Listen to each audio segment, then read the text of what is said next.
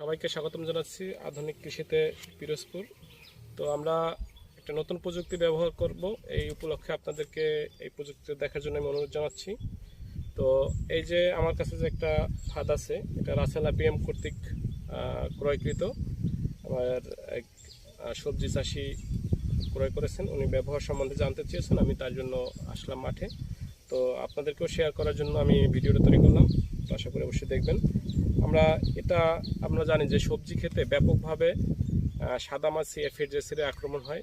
সেই আক্রমণ থেকে কৃষক যতবারই কীটনাশক দেয়, আসলে কীটনাশক দেওয়া মানে ফসলকে বিষাক্ত করা। তো আমরা এনাদেরকে আস্তে আস্তে বুঝাইতে সক্ষম হয়েছি যে বিষ কম প্রয়োগ করিয়া এবং বিষ না দিয়ে কিভাবে ফসল উৎপাদন করা যায়, তার জন্য আমরা এই প্রযুক্তিটা ব্যবহার করার জন্য আমাদেরকে পরামর্শ দিয়েছি।